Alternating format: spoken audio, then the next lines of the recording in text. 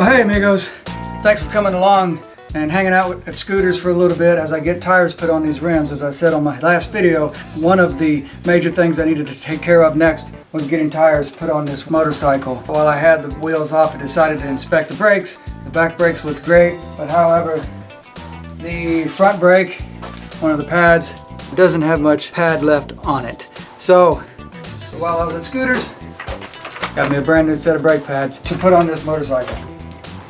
So I'm going to put on some new brake pads, put the wheels back on, and take it for a ride and talk a little bit about the subject of this video. So you guys just be a little patient with me as I put everything back together. Alright? So without any further ado, let's get busy.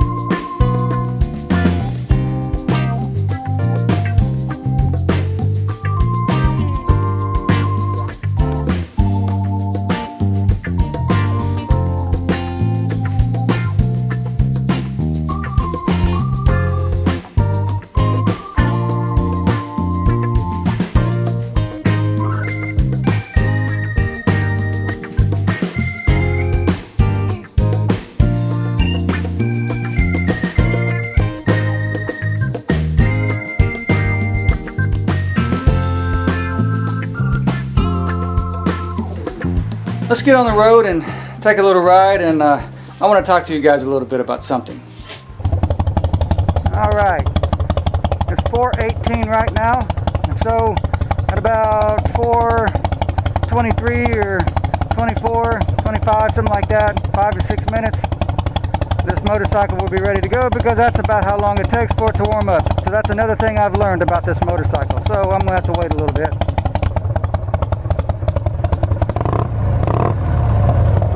Yeah, but I think it's warmed up all right. Let's get going. I always seem to forget how different of a ride it can be when you got brand new tires. The bike feels pretty good. It's definitely a different feel with this windshield on here. Getting to know the ignition very well. I have the ignition set to what they call a multi-spark. It seems to run better. I don't know, but definitely different. And by the way, I think this is going to be the last exclusive video about this motorcycle. I think I pretty much have it to where I want it, other than your typical maintenance that needs to be done here and there. Everything works on it. The blinkers are kind of exceptional. They kind of work whenever they want to, but I think that's because of these contacts right here. But enough of my rambling about that.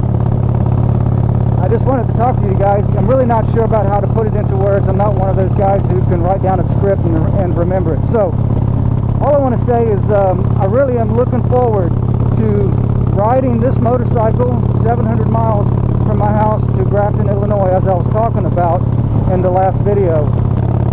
And I know that in a lot of my videos, you guys pretty much who have been following me for a while know that I prefer older motorcycles and know that I prefer bikes that I can do things with whenever I have to or need to.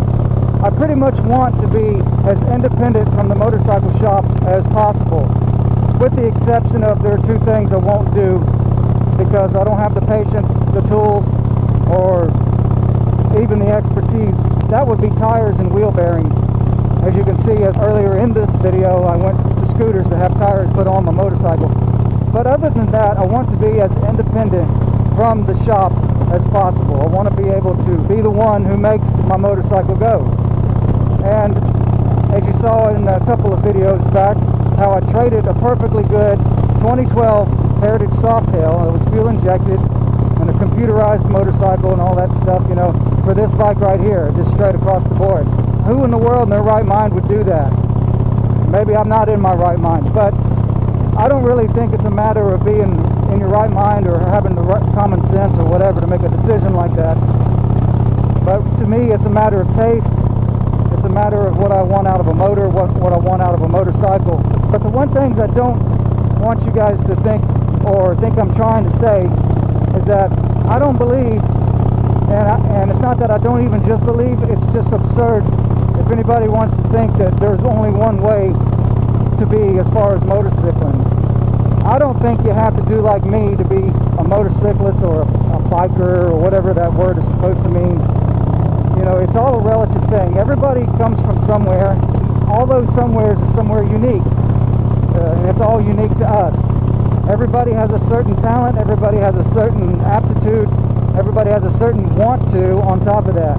And not everybody wants the wrench on their motorcycles, and not everybody wants to have to depend on their own expertise, and not everybody has the time to even get to know their bikes.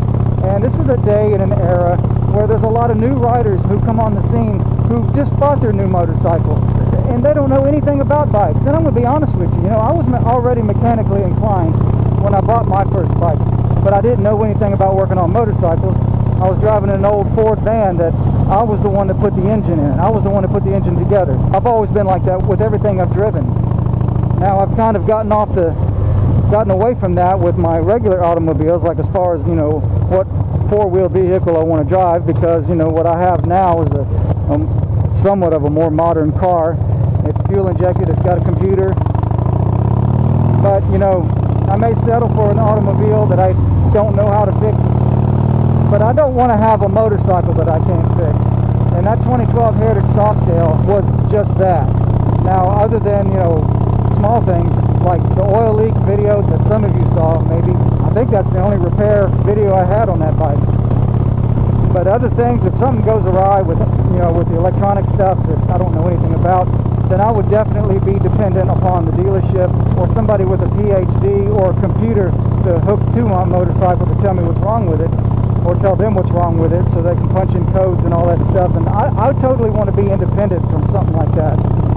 Now, that doesn't mean that I'm going to be able to fix every single thing right off the bat if it breaks down on me now along the side of the road. I'm sure there's always going to be something I'm not prepared for. But I want to be as prepared as possible for the typical things. And there's no way you can be prepared for everything, at least in my opinion, for the new bikes. But then again, what do I know? I don't know the new bikes.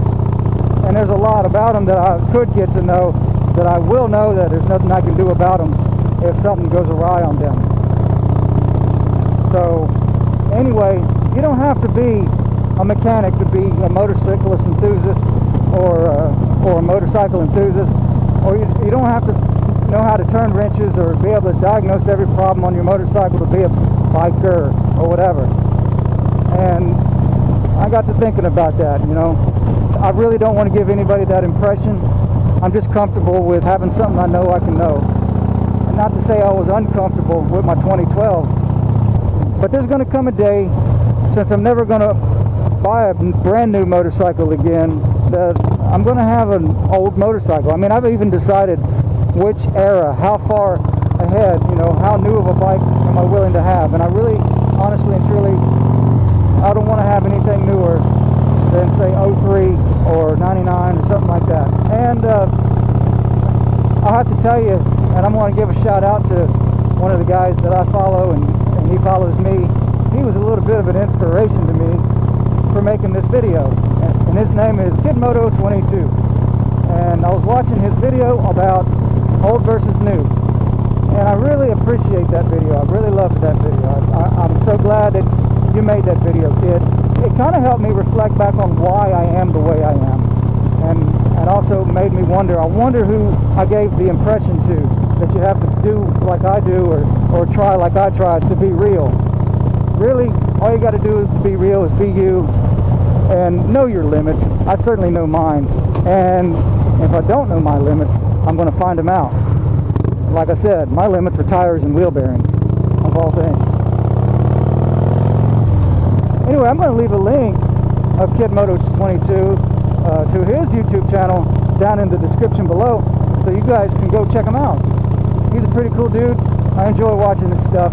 He doesn't have a whole lot of videos at the moment because he's a new guy, like I'm a new guy, but he's a pretty cool guy. So I look forward to meeting you, kid. You and Great Egret and D-Cycle and Tony Cox, Wet Banana Moto, and Percy, and a bunch of others I can't remember who. Oh yeah, and Diaz. Oh, by the way, Diaz, my Portuguese sucks still. So eu não falo português muito bom. Okay, so have a little bit of mercy with me. However, that's the purpose of this video, and I really appreciate you guys watching, and thank you for following along. Thanks for going to Scooters with me. Thanks for hanging out in the garage with me too, and thanks for taking this ride with me, and I appreciate you guys very much. And if you guys are new to this channel, whoever you are that clicked on this link for whatever reason, hit like and subscribe for more videos coming up. I really have no idea, like I always say, or have been saying, that I don't know what I'm going to film next, but I usually try to keep it interesting. So anyway, you guys be good to yourselves and keep the rubber side down. And thanks a lot.